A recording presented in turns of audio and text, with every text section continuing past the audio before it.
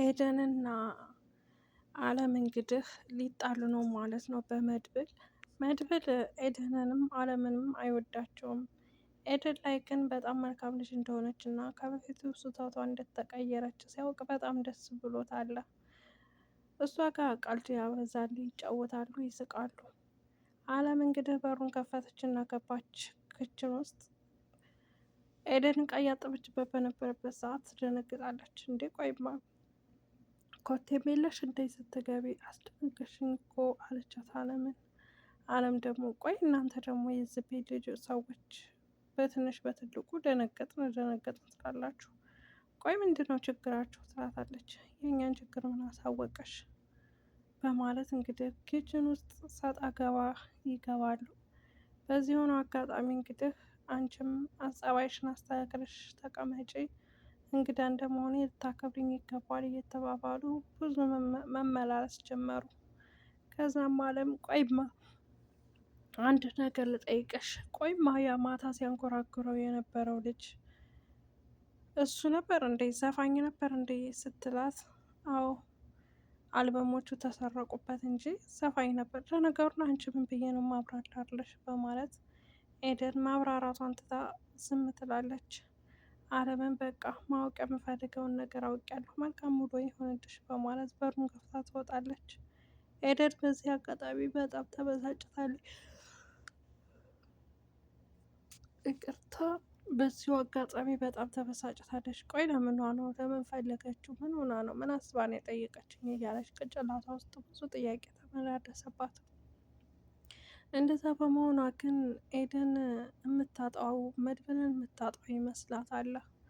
አለም ግን መድብልን ብትወደውም መድብል ግን አለም እንዲወዳት አይችልም።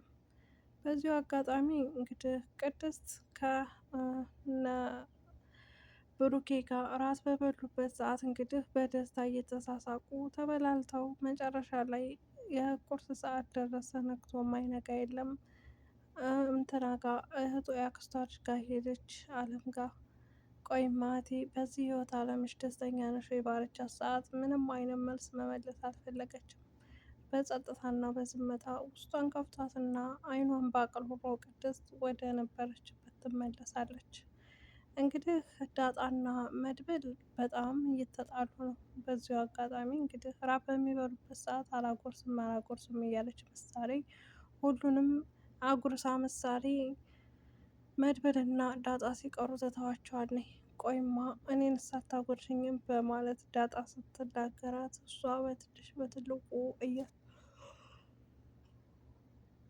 እያኮረፍሽ እንዴት ነው ማጎርስሽ ትላታለች። ቅድስት ምሳሌም እንትናም ዳጣም በቃ ተይው እሺ አታጎርሺ በማለት ዝም ትላታለች ማለት ነው።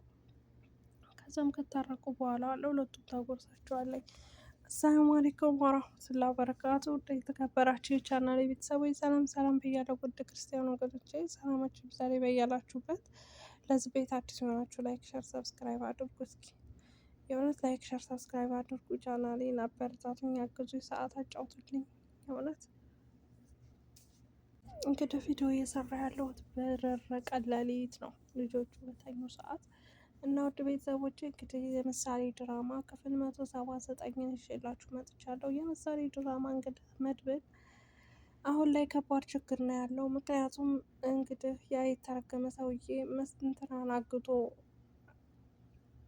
ማነበረች ማህሌትን አግቶ እንግዲህ እሷ ወደ ሌላ ቦታ እየሄደች ለመጥፋት እያሰበች ነበር እና ከዛም በመቀጠል ሁለት ሰዎችን እኮ እሷን ያሳግታታል። እባካችሁ እንዳትነኩኝ፣ እንዳትቀርቡኝ በማለት እነሱን ለማስፈራራት በሞክርም እነሱ ሊተዋት አልቻሉም። ወደሚያግቱበት ቦታ ይዘዋት ይመጣሉ። እዛም ከገባኝ ምላሷ ረዥም ስለነበረ የማይነካ ሰው ነው የነካችሁ፣ የምትፈልጉትን ነገር ልስጣችሁ፣ እባካችሁ ልቀቁኝ በማለት ትላቸዋለች ማለት ነው። እነሱም አንቺ ቆይ ምን አለሽ እና ምን ትሰጫለሽ ደነዝ እያሉ ይሰርቧታል። አለቃችን ከፈለጋችሁም ተደሰቱባት፣ ከፈለጋችሁም እንዳደረጋችሁ አድርጓት ብሎና ስለዚህ እንደፈለግነው የምናረግሽ በማለት ያስፈራሯታል። እሷም ደግሞ እባካችሁ ምን ልታደርጉኝ ነው? የምትፈልጉትን ነገር ከምታገኙት ገንዘብ በላይ እጥፍ አድርጌ ልስጣችሁ በማለት በገንዘብ ትመካለች። እሷ በገንዘብ የምትመካው ገና ሰርቼ በማገኘው ገንዘብ ብላ እንጂ እጇ ላይ ምንም አይነት ገንዘብ እንደሌለ ሁላችንም እናውቃለን። ሆኖም ግን የእሷ ጥፋቷ ሁልጊዜም በጥፋት ላይ በስህተት ስህተት ላይ ስለምትሰራ እንግዲህ በደንብ አድርገው እንደሚቀጧት እና በደንብ አድርገው እንደሚያስተካክሏት አድርገው ነው ሲናገሩ የነበሩት። እንግዲህ ሰውየውም እሷ እንድትሞት ስለማይፈልግ ከመድብል ጋር መደራደሪያ አድርገውታል። መድብልን ትህትናን አለችበት ፈልገህ ካላመጣህ አንተን አላምንህም በማለት እንግዲህ የተረገመ ሰውዬ ለመድብል ነግሮታል። መድብልም አሁን ላይ ያለበት ሁኔታ በጣም ከባድ ቢሆንም እራት እየበላ ከቤተሰቦቹ መሀል በሆነበት ሰዓት ስልክ ተደውሎ በዛን ሰዓት እንግዲህ አምጣ አለችበት ቦታ በማለት አንተ እንደጠበካት እና አንተ እንደሸሸካት እርግጥ ነው በማለት ይነግረዋል። እኔ በጭራሽ አላደረኩትም ብሎ ሲለው ከዛም በመቀጠል እንግዲህ ያው ሰውየው በማህሌት እስር ቤት ፖሊሶቹ እንግዲህ መጥተው መድብልን ማህሌት ከጠፋች 24 ሰዓት ሆኗታል። ትናንትና ማታ ነው የጠፋችው። ስለዚህ ወንድምህን ባደረገችው ሁኔታ እና ባደረገችው አይነት አንተ አግተሃታል ብሎ እንግዲህ ፖሊሱ መድብልን ይጠይቀዋል። መድብልን በጭራሽ እኔ መጥፋቷንም ገና ሰማሁኝ አላውቅም ብሎ ሲጠይቅ ከአንተ በላይ ማንም ጠላት የለባትም። ስለዚህ አንተን አምናሃለሁ፣ ግን ፖሊስ ጣቢያ በምንፈልግህ ሰዓት ቶሎ መምጣት አለብህ ብሎ ሲለው ፖሊሱም እሺ በቃ ብሎ አስጠንቅቆት መድብልን ይሄዳል ማለት ነው። መድብልን በንዴት እና በብስጭት መንገድ ላይ ሆኖ እንዴት ይሄ ሊሆን ይችላል? ማን ሊያደርገው ይችላል? በማለት ግራ ገብቶ ነበረ። ለጓደኛው ደውሎ እንግዲህ መረጃ መገናኘት አለብን ብሎ መረጃ ተቃይረዋል። እሱ ይሄ የተረገመ ሰውዬ